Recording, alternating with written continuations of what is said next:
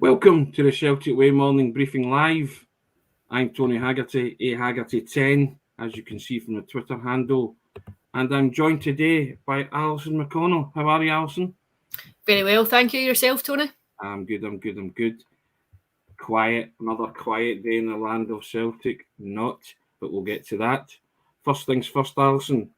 A small matter of a game against St Mirren tonight, Premiership game. Celtic try to retain their 3-point lead.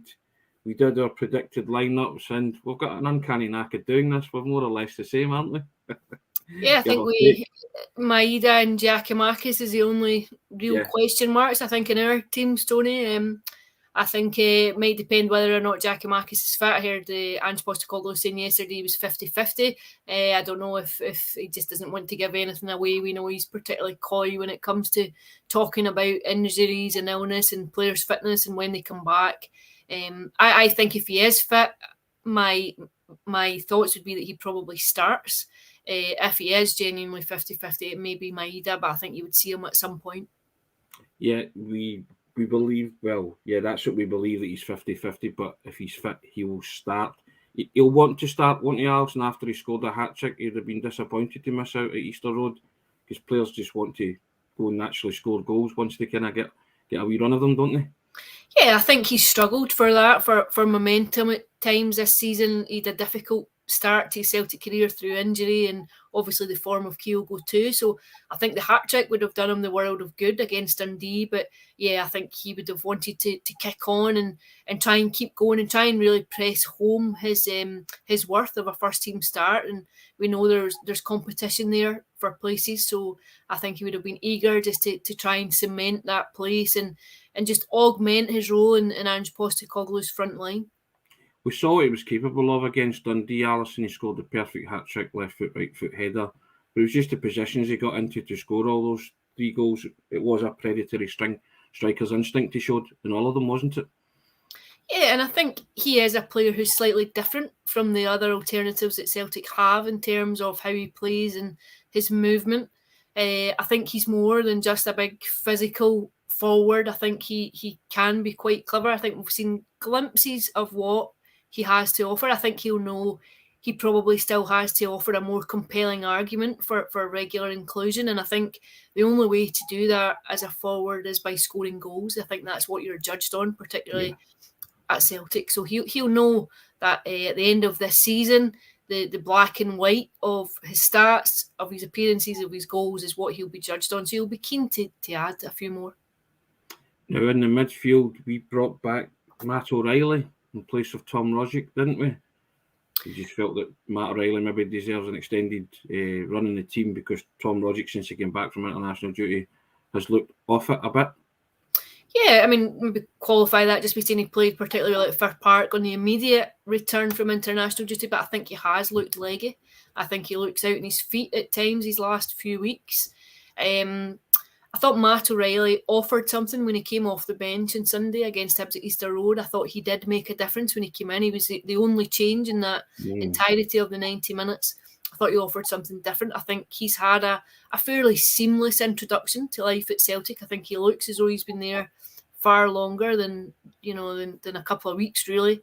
And I just think Celtic looked flat on Sunday, and I think recent performances have been fairly lacklustre. I think just changing a few personnel might lift the tempo and lift the energy levels of the team. Celtic are back at Celtic Park. I think there will be an appreciation that they got off the hook at the weekend, that the draw at Easter Road wasn't as wounding as it might have been because of what happened at Ibrox between Rangers and Motherwell. But I think it's a very precarious lead, and I think you wouldn't want to be offering too much encouragement to a Rangers team who have the momentum of their European run and will be wishing to catch them. So I think every game comes into the must-win bracket. I think we're going into the final 10 games of the league campaign. It's about really, I think, result over performance. I think ideally, in an ideal world, you want to take both of those. But I think at the minute, essentially always comes down to 3 points. Yeah, we touched upon that as well. The two of us, that we said Celtic would want a performance to match a result, but the end all and be all is the result tonight, isn't it? And normally Celtic fans would be quite confident playing against St Mirren at home, but there is that air of tension and pressure, Alison, because, as you said, we're on the countdown now to the end of the season, and that does bring with it its own problems, doesn't it? Yeah, at some point you run out of road when you're either playing catch up or you're trying to get yourself ahead. But I think the anxiety of the crowd comes in if you don't get off to a good start. I think it's about starting the game well. Celtic have a tendency to start at a fairly high tempo, and when that brings an immediate reward, I think it creates a tone for the performance. When it doesn't lead to an early goal, I think that's when you start to feel the edginess of the crowd. And I don't think there's any question that atmosphere translates onto the pitch sometimes. I think for players it must be quite difficult sometimes as to keep your concentration, stick to your own game plan and be strong enough to adhere to the way that you want to play when maybe there's a tendency to rush things. I think it's about trying to keep your composure there. But I do think Celtic are a very different entity when they score early in a game. I think it just seems to give them a platform to go and build on. And in the games when it hasn't come, it's got quite antsy at times. So I think they'll be looking to start the game well. They have the expanse of Celtic Park. I think you know how St Mirren will set out. I think you know the kind of game that you're going into. And you really need a lot of the players who have been off the boil in the last few weeks, you're really looking to them now to come back into a bit of form and just show some of the creativity that's been lacking in recent performances. Another player we both thought merited a start tonight, Alison, was Anthony Ralston in place of Greg Taylor, switching Iranovich to left back and Ralston to come in at right back. I just thought he performed very, very well against Dundee, and his cross for Giakoumakis to go and score the winner kind of typified that. He got up and down and put in some decent deliveries. I just think that's something else that Ralston adds to his game, and I think his delivery into the box is better than Taylor's, which edges it for me. Yeah, I think he brings in energy. I think Celtic have looked flat. I think they've looked as though they've needed a spark in recent weeks. I think I don't know that you want to make wholesale changes to the team. I think by and large you'd want to go with a fairly settled starting 11, which hasn't really been the case if you look at starting 11s over the last few weeks. But I think you wouldn't want to make big changes. However, I think you want to just inject a bit of energy into performance levels. You've seen Celtic at times this season where they have hit a particular vein and things have clicked and they've looked fairly formidable from middle to front. I don't think we've really had a glimpse of that since the Rangers game and then the Motherwell game that followed it. So it's about trying just to maybe ignite that spark again and just bring something that lifts the level of performance. I think Ralston just maybe offers something in terms of industry and energy on that right-hand side. Juranovic, I think, can play the left. I think we would appreciate that he's far better on the right, but I still think he can offer something on the left and it doesn't affect the balance of the team too much. I watched Carol Starfelt's interview yesterday, Alison. He was cognisant of the fact that Celtic had lost goals to set pieces, and he said it was something that they're working on and trying to be better on. I guess that's Andy's mantra too, that there are always things that you could be better on, but at least he was aware of why they were conceding goals at set pieces, and also the fact that Celtic's own set pieces they aren't really profiting from, in corners and free kicks, because it's been a while since Celtic actually scored from either of those. Yeah, take on both those points. I think, it would be very difficult to be a Celtic defender and not know that the amount of goals that you're conceding from set pieces. I think the last 4 league goals have all come from set pieces. I think it is an Achilles heel. I think Celtic do look vulnerable in those situations. I think it is something that they need to address, because I think it makes you particularly vulnerable in games, especially when you look at the number of games over the last month or so that have been won by a single goal margin. Yeah. So I think it is something that you really have to go and think seriously about and try and get to the root cause of what's going wrong and address it on the training ground. The other point I would take fully too, I think sometimes there's a tendency within games to stick to the same set piece.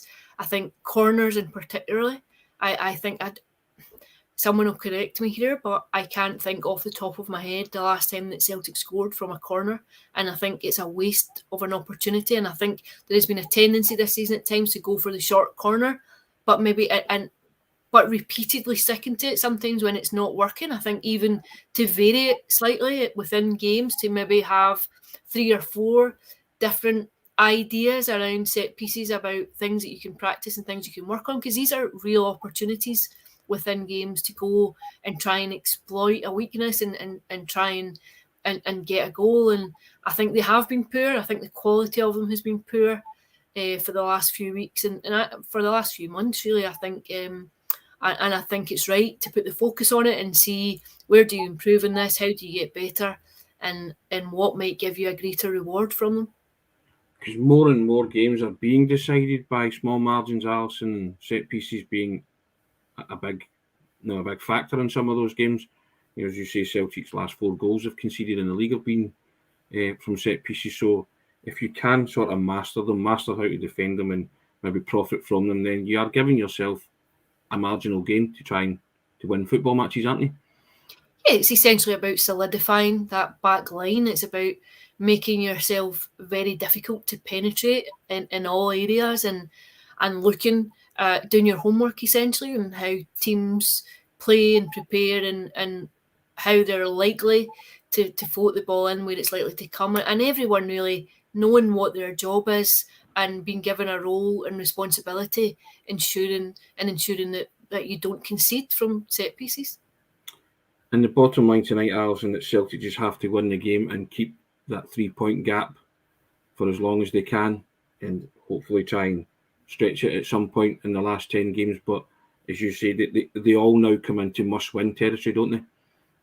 Yeah, I think there's no doubt about that. I think when you get to this stage of the season, it's particularly close at the top.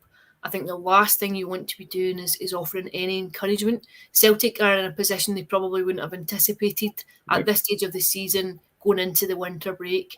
It's been a fairly, I think it was a poor performance on Sunday on the back of a number of lacklustre displays.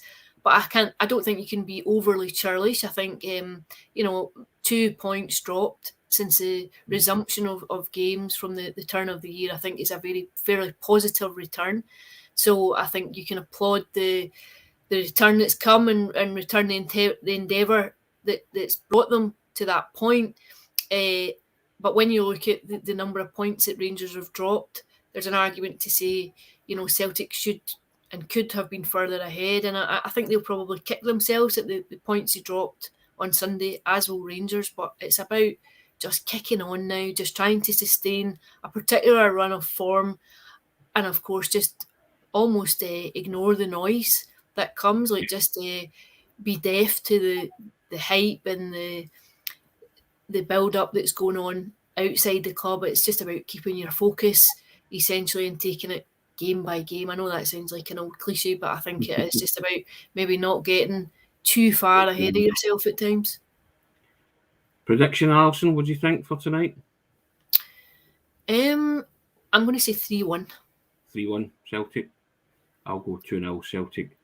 Now, another thing that happened overnight, Alison, and it's caused a lot of consternation among a lot of Celtic supporters, is the potential that Celtic will play Rangers for the first time ever away from Scotland in the 134-year history of the fixture in Sydney, in Australia. They're going down under. Angie's supposed to be heading home, and this is going to happen in the winter break for the World Cup in Qatar, somewhere between mid-November and mid-December. What's your thoughts on that? Glasgow derby taking place in Australia, and have you put in already for it? Have you put in to cover it already? It's an interesting one, isn't it? I can see the marketing value in it, and I think that is what it is. Essentially, Celtic board can see that too. It's a commercial enterprise. It's about, I can see the appeal of it with Ange Postecoglou obviously wishing to go back to Australia. I think he's revered as probably the country's most successful manager. I'm sure he would be quite keen to go back. But I think the tie-in with Rangers is an interesting one, and I think essentially it does come down to money. It comes down to the fact that it is a commercial opportunity to exploit and to take over. But I think, you know, there's been an argument about moving away from the conversation about the old firm, and these are two separate entities. I think when you get into bed commercially, that becomes a bit more difficult to separate. Yeah, and I think that's what a lot of the Celtic supporters' reluctance to take part in the tournament. But so far, I mean, neither Celtic or Rangers have confirmed that it's come from the Australian end, so we'll wait and see if that actually happens. But it's the Sydney Super Cup, Alison. Pencil it in for November, December. You fancy a trip down under then, do you? I wouldn't mind if you're offering to pay, Tony. Should we all ask our boss if we can say it's a 3-man job, you, me and Sean going down under? That'll be fun. But yeah, we shall reconvene tomorrow, guys, after the St Mirren game, and see if Celtic can retain their 3-point lead at the top of the table. And Sean gave us a great stat yesterday. Steve Robinson has never won a game against Celtic, so I told him he totally jinxed it. It was 10 wins and 3 draws when he was manager of Motherwell. So here's hoping that it stretches to 14 and everybody is smiling tomorrow, guys. Have a good day. Appreciate your contributions always. Alison, thanks very much. I believe you're heading to the dentist now, aren't you? I am indeed, just for a fun morning. Dear, oh dear. Nobody looks forward to that. Enjoy the game tonight if you can. Thanks a lot. Appreciate it.